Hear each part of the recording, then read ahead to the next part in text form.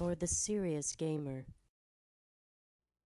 Hey, it's Spiderbot here, Next Gen Tactics, and I'm doing the commentary for this video on behalf of Master at Work, apparently.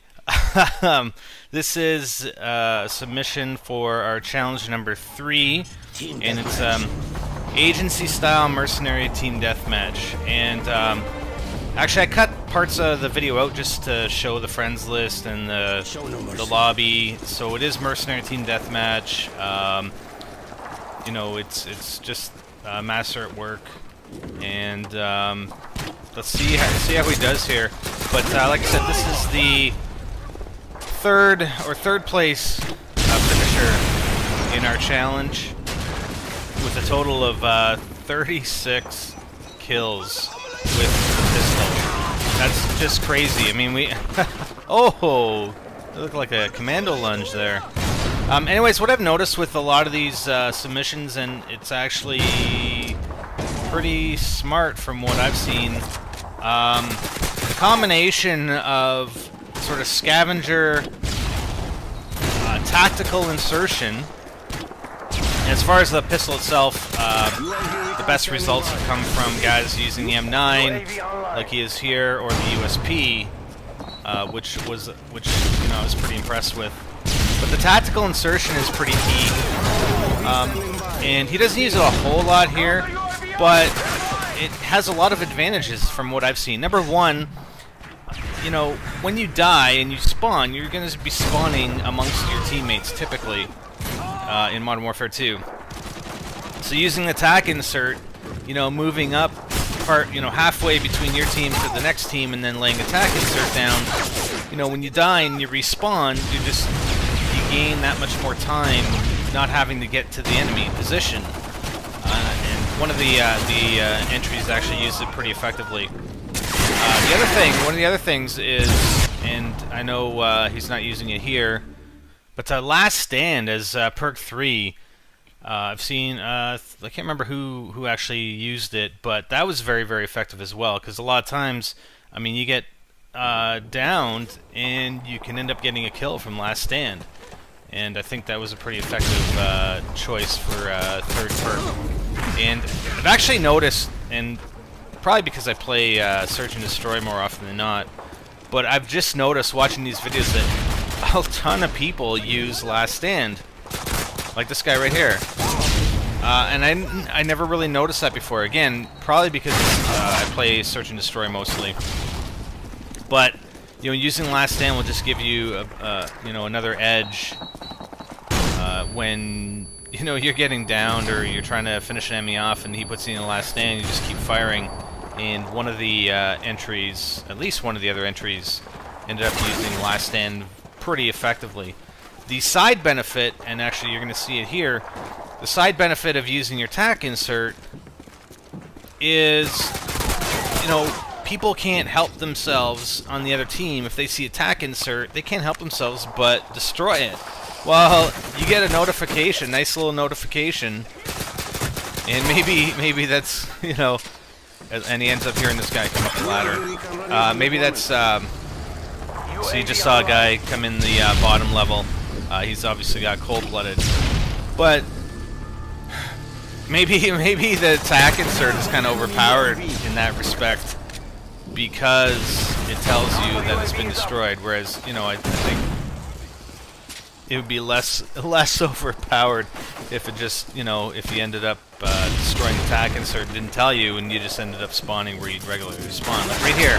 See the guy, you know, not only did the guy freaking shoot the tac insert, but he had an unsilenced weapon, so he just gave away his position. So I don't know, I found that kind of funny. That's just kind of hilarious, actually. But that's another side benefit of having a tac insert in a challenge like this. You know, although it wasn't placed, you know, it was placed actually in a position that was well away from his team. Because if he hadn't laid it down, and I would like to see more use of the tac insert. Like I said, you will in one of the other videos, where it's used very, very, very effectively. Like combination of tac insert and Last Stand used extremely effectively. Like, I was quite impressed. And I'm quite impressed with all these submissions. I mean, I gotta talk to Guns Fryer and tell him, you know, maybe you should consider these guys for tryouts for the agency, because these guys kicked ass. I mean, you know, 36, 37, 38, and to be quite honest, in order to get this high number of kills, I mean, the rest of your team in Team Deathmatch can't be good. I mean, super good. You know what I mean? Like, if you're gonna get that many kills, like, there's only a total of 75 kills between 6 players. So on average, you know, that's what, about 13 kills per player. So, you know, 12 or 13, whatever. Anyways. So in order to get 36, 37, 38, you're distributing. Let's say, you know, you're at 38, which was the top entry. That's only leaving 37 kills for the rest of the 5 members of your team, right?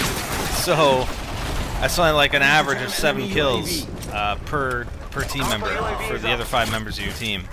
So they can't be super good, because then you're not going to get the kills. It's sort of the same concept when we were doing the knife-only nuke videos and that challenge. I mean, if the rest of your Team Deathmatch team was really good, there's no way you're going to be able to get the knife-only nuke. It's just going to take too long, and the other, you know, the members of your team are going to end up reaching 75 kills before you're able to get the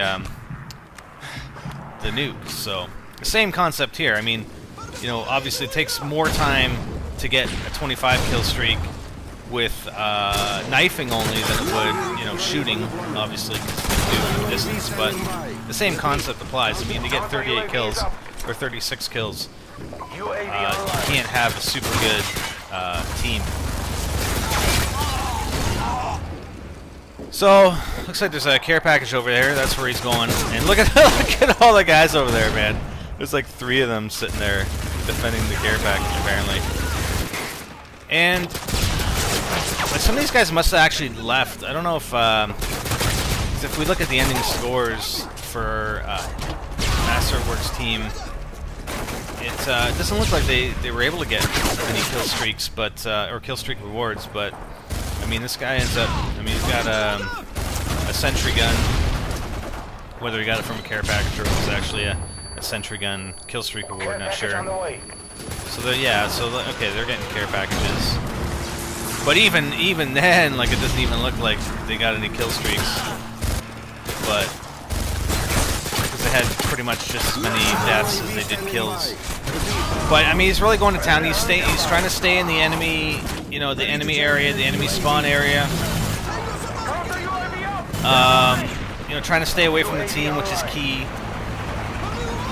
Because, you know, number one, you know the enemy's not going to spawn near, you know, a big group of your team. So that was actually an unlucky care package that his teammate got. Very, very unlucky care package because it ended up stealing some of his kills. I'm sure he could have gone, you know, 37, 38, 39 possibly. But good job. Actually, it's robotics. That's his gamer tag. And good job on the 36 kills, man. It was awesome. And hope you guys enjoyed it. Look out for second place and first place finishers. And they'll be posted up shortly if they're not already. Thanks a lot, guys. Bye out.